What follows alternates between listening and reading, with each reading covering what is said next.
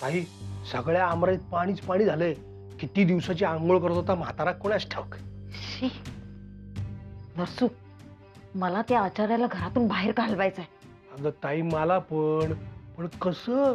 आपले हात दगडाखाली अडकलेत ना. समोरमुळे आपल्याला काही बोलता येत नाही. समरचं मी बघते. कसं ताई? नरसू, जोवर समर त्याचा निर्णय मागे घेत नाही तोवर मी काही खाणार नाही की पिणार नाही, त्याच्याशी बोलणार सुद्धा नाही. अच्छा, म्हणजे आपलं नेहमीच सोंग. थांब जरा. नरसू, काय करतोयस? अगं, बाम आणि तुझ्या कपाळावर ठेवायला पट्टी शोधतोय. कशाला? असं काय करतेस ताई? तूच म्हणालीस ना आता की समरला निर्णय मागं घ्यायला लावायचाय म्हणून. पण त्यासाठी आजारी पडायला नको का? मी शालूला डोकं चेपायला बोलवतो. थांब. नरसू, नको. हा मग? नरसू, तू फक्त आज संध्याकाळच्या कार्यक्रमावर लक्ष ठेव. आलेल्या पाहुण्यांसमोर हा म्हातारा मला नकोय. हो ताई, तू काही काळजी करू नकोस. आता सांग, आणू का बाम आणि पट्टी? बोलू का शालूला डोकं चेपायला? अरे नरसू, कार्यक्रमाच्या तयारीचं बोलणं सुरू आहे वाटतं. चालेल चालेल. हा तर ताई, तू काही काळजी करू नकोस. तुला पाहिजे तसा कार्यक्रम होईल. तू सांगशील तसा सगळा कार्यक्रम मी करेन. राज्यात थंडीची लाट, पारा घसरला.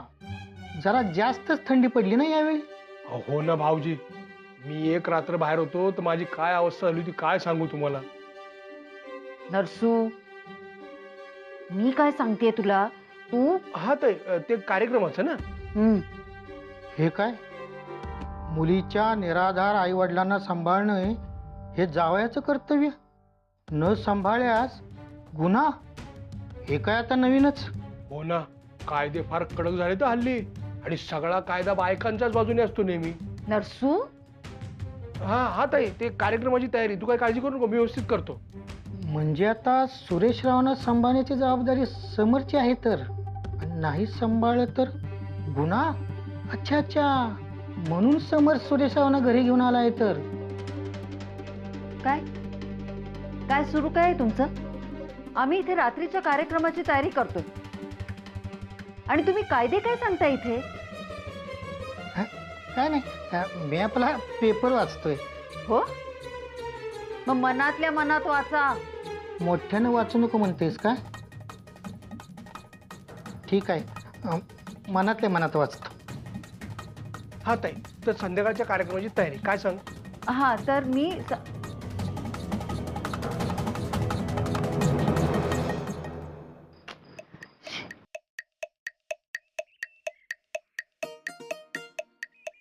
सुमे, तू मम्माचं बोलणं फार मनावर घेऊ नकोस. मी समजावलंय मम्माला. बरं, एक काम होतं तुझ्याकडे, करशील? काय? एक तोडगा द्यायचा. कसला? अगं, माझ्या ओळखीचे एक वकील आहे, तर त्यांच्याकडे केस आली आणि त्यांना कळत नाहीये काय करायचं. मी सांगितलं सुमी 1 मिनिटात तोडगा देईल तुम्हाला. पण मला कळत नाही त्यातलं काय. अगं पण ऐकून तरी घे ना तू एकदा.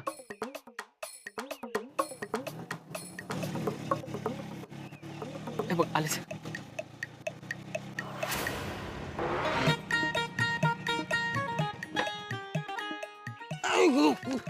कोण आहे?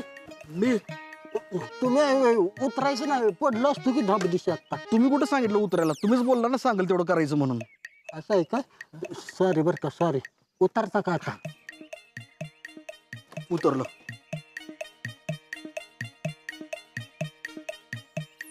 काय करायचं आता? मी तुम्हाला केस सांगितलं का नाही तशीच सांगायची. ध्यानात आहे ना तुमच्या सगळं? साहेब पण आलं आमचं. हे आमचं साहेब आणि सुमी, म्हणजे सुमी मॅडम. नमस्कार करा की. तुम्ही कुठं सांगितलं नमस्कार करायला?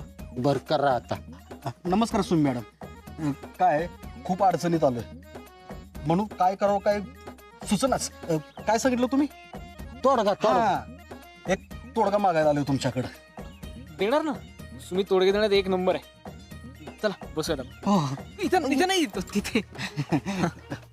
चल.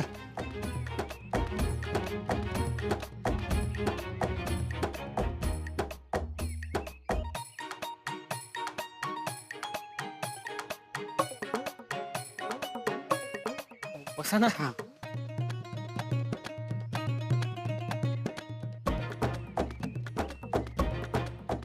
सांगा कसला तोडगा पाहिजे. हा तर केस एक अशी आहे. सांगा सांगा बिनधास्त सांगा, घाबरायचं नाही मला पण. एक मॅडम केस आली होती. एक माणूस रोज आपला कचरा शेजारच्या घरासमोर टाकतोय. हा मग काय मला प्रश्न पडला,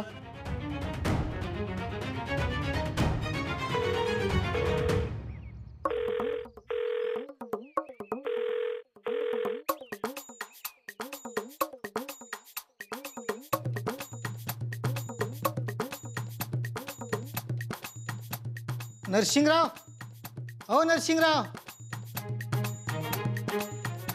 काही काम होतं काय? थांबा जरा. नरसिंगराव, ते बघा आलेच. काय भाऊजी? हो बाहेर बघा.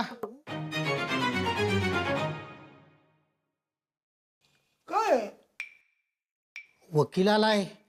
सुमी घेऊन आले बहुतेक. सुमन कशाला वकिलाला बोलवेल? अहो समोरवर केस करायला.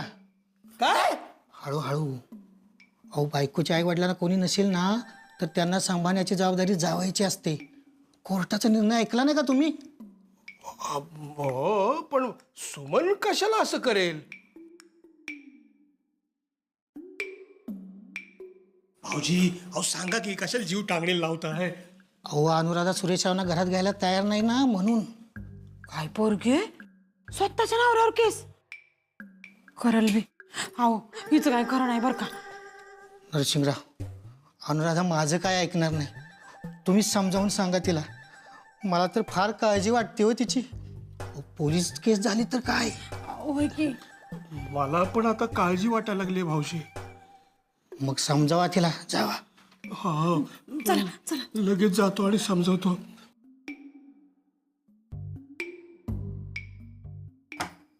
ताई ताई काय झालं नरसू? कशाला ओरडतोयस? ताई अगं घात झालाय ताई. काय झालं? अगं समरवरती खानावळवाली बहुतेक केस ठोकणार. म्हणजे भाऊजींनी आपल्याला बातमी वाचून दाखवली होती ना, ती खरी ठरणार बहुतेक. काहीतरीच काय नरसू? शुद्धीत आहेस का तू? अहो खरंच ताई मॅडम बाहेर वकील आलाय आणि सुमी त्याच्या संगत चर्चा करते. काय? हो ताई बघ ना, चल ना काय चाललंय बघूया आपण. चल चल चल चालू. चला. चल चल.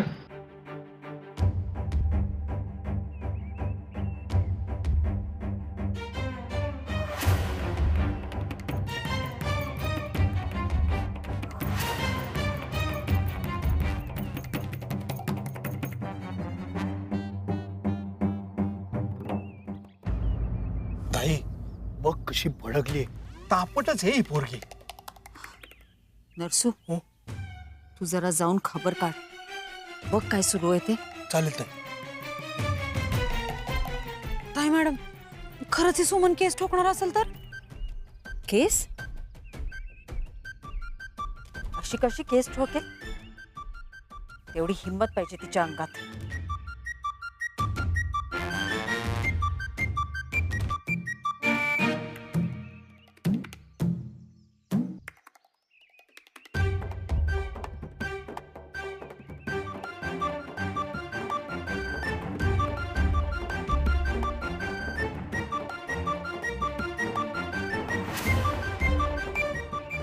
काय काय- अरे अरे कुठं गेला? कुणीकडे निघालाय तू? पाहुणे कोण आले ते बघायला चालेल. नाही काय आता काय पाहुणं नाही ती काय? मग कोण आहे? वकील साहेब आहे ती. सुमीकडे आली ती. कशाला आले? कशाला म्हणजे काहीतरी महत्वाचं काम आहे असं म्हणून. कसलं काम?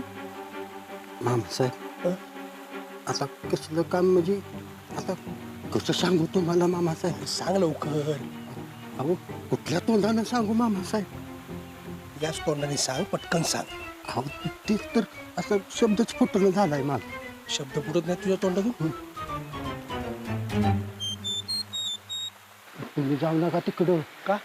तुम्ही जाम भडाकली यावं. केसच ठोकायचं म्हणते.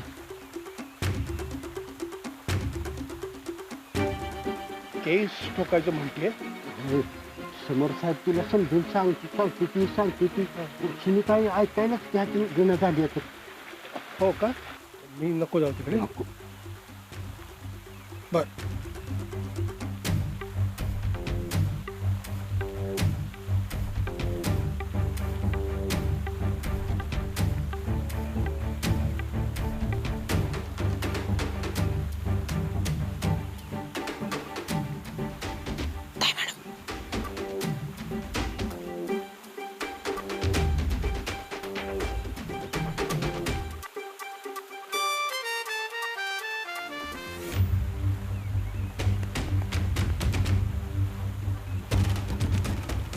हे बघा वकील साहेब, जर ऐकतच नसेल तर केस ठोकायलाच पाहिजे. सुमी अगं पण एवढ्यावरून केस कशाला? पायलट, ही एवढी तेवढी गोष्ट वाटते तुला? तसं नाही ग, पण आता पोलीस केस ठोकली तर तुरुंग होईल ना. व्हायलाच पाहिजे.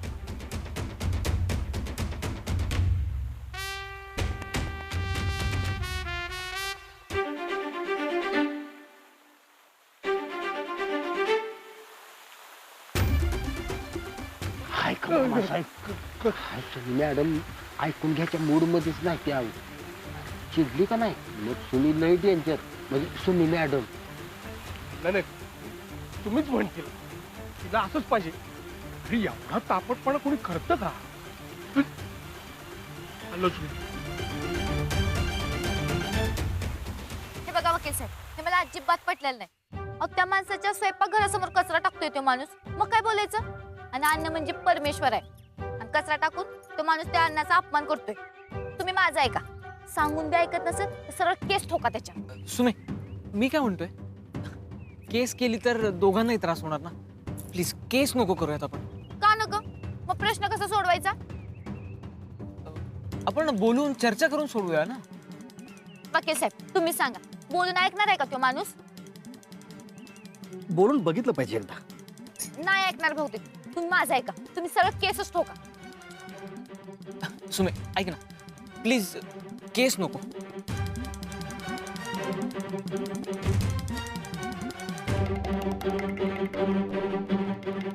बघा बघा ताई मॅडम, आपला समर किती हात जोडून विनवण्या करतोय त्या पोरीला, पण तिच्या मनाला पाजर काय फुटणं झालाय. अरे घात झाला ताई. काय झालं नरसू? अगं खबर पक्की आहे, ती खानावळवाली केस ठोकायचीच म्हणते. आणि समर तिला किती समजून सांगतोय पण ऐकायला तयारच नाही. बघ बघ, समर हात जोडतोय आपला तरी ऐकायलाच तयार नाही ती. ताई ताई काय करायचं आता? अहो, कायदा पण बायकांच्याच बाजूने जाणार बघा. अरे बापरे, म्हणजे समर तुरुंगात जाणार, पण तो मुख्यमंत्री कसा होणार? ताई एक जरी पोलीस केस अंगावर पडली ना तरी राजकारण सुरू व्हायच्या आधीच संपेल ग समरचं. ताई मॅडम काहीतरी करा.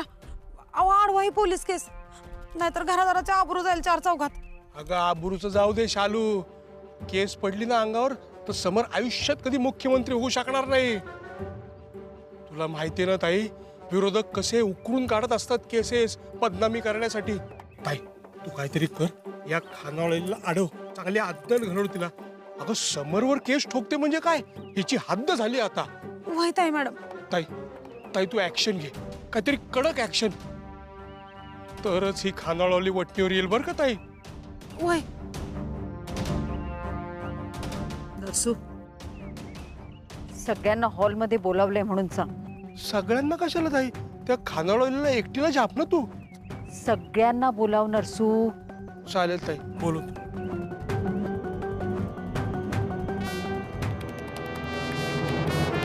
मामासाहेब, सगळ्यांनी कशाला बोलवले सासूबाईंनी? सुमन, तू जे हे काय करतेस ना ते बरोबर करत नाहीयेस बरं का. मी काय केलं परत? नाही केलं नाहीयेस, जे करणार आहेस ना ते वकील. मामा, शर्टावर काहीतरी आहे बघा. इकडे इकडे इकडे कुठे? इकडे या बाजूला, इकडे या बाजूला. चावेल चावेल चावेल. काळं काळं होतं आता काय? फिरा फिरा फिरा. ये बघ इकडे, हे इथे होतं. आत्ता इथे होतं. आयो अहो काहीच नव्हतं, मामी साहेबांची सावली होती. एवढी? झालं? मला एका महत्वाच्या विषयावर बोलायचंय, पाहुण्यांबद्दल बोलायचंय. सुमनचे वडील काही परके नाहीत आपल्या घरात. आपल्या घरात एवढी माणसं राहतात, त्यात अजून एक वाढलं तर त्यात कुणाची हरकत नसावी. आहे का कुणाची हरकत? ताई अरे नरसू, सुमनच्या वडिलांना सुमनशिवाय दुसरं कुणी नाहीये ना. आणि सुमन आपल्या घरातली सून आहे. आणि तिचे वडील आपल्या समरला त्याच्या वडिलांसारखे आहेत. म्हणून त्यांना सांभाळणं आपलं कर्तव्य ठरतं. हो का? हम्म. हो हो, म्हणजे मलाही तेच सांगायचं होतं. अनुराधा, हं? हे तूच बोलतेस ना? खरं वाटत नाहीये का तुम्हाला? मम्मा, थँक्यू सो मच समजून घेतल्याबद्दल. मी सुमीची सगळी जबाबदारी घेतली आणि आता तात्या सुमीची जबाबदारी असल्यामुळे तात्या माझी सुद्धा तुझी नाही, आपली जबाबदारी. तू फक्त राजकारणाची जबाबदारी सांभाळ. सुमन, तुझ्या डोक्यात दुसरं काही असेल तर ते काढून टाक. हो हो, काही वेगळं असेल तर ना काढून टाक डोक्यातनं. काय? काही नाही ग. सुरेशराव इथे राहतायत ना, हे मनावर ओझं घेऊ नकोस. हे घर सुरेशरावांचं आहे असं समज. नाही मामांजी, किती काय जरी झालं तरी हे घर तात्यांचं म्हणता येणार नाही. म्हणून मी एक ठरवलंय. नाही नाही, तू काय ठरवू नको. ते ताईने फायनल केलं ना सुरेशराव इथे राहणार, मग फायनल ते. हा, पण तात्या इथं राहणार असतील तर माझी एक अट आहे. कोणत्या? सासूबाई, माझं तात्या इथं आश्रित म्हणून नाही तर स्वाभिमानानं राहतील. बोला, हाय का कबूल? हो. ठीक आहे ना, चालेल. तात्या, आता तुम्ही इथं बिंदास राहा. बरोबर नव सासूबाई? हो, राहा ना बिंदास्त. आता संध्याकाळी पाहुणे येणार आहेत, त्याची तयारी करा सगळ्यांनी. समरचा कौतुक सोहळा आहे तर तो चांगलाच व्हायला पाहिजे. हो हो ताई, तू काय काळजी करू नको. कार्यक्रम एकदम मस्त होईल. नरसू, हं? तुला सांगितली ती तयारी कर. हा तू. हो ताई.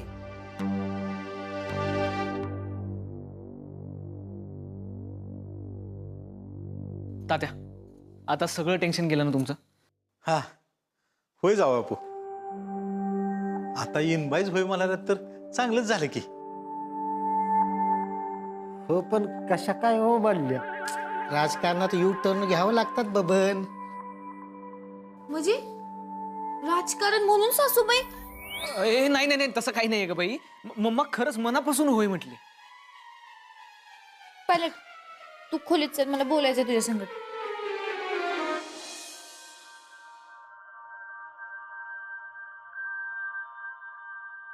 तात्या, आता काय लागतं ना ते मला तांदा तुम्ही. आता तुम्ही धलातलं माणूस झालाय तेव्हा तुम्हाला दे पाहिजे ते बिंदात तांदा. आता तुम्ही सगळेजण एवढा जीव लावताय तर मला काय पाहिजे? मला काय बी नका. पण माझ्या पुरीचं नशीब म्हणून तिला एवढं भारी सासर मिळालं. सुमी आमची सून आहे, हे आमचं नशीब. हा, हे मला भले. बघ सुमे, तुला सांगितलं होतं ना मी, मम्मा ऐकेल म्हणून. पण कसं काय जमलं तुला? राजकारण. राजकारण? सुमे, अगं राजकारणात आल्यापासून इतरांना समजावणं चांगलं जमायला लागले मला. पायलट, तू काय खोटापणा केला नाहीस ना? खोटेपणा कसला? तात्यांना सांभाळणं हे आपलं कर्तव्य आहे, हे फक्त लक्षात आणून दिलं मी मम्माच्या. हा, मग ठीक आहे. पायलट, तू तुझी जबाबदारी पार पाडलीस.